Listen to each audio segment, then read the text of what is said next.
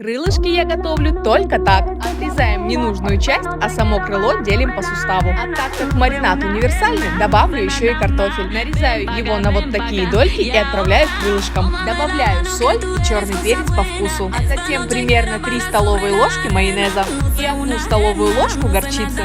Осталось добавить 3 зубчика чеснока и паприку.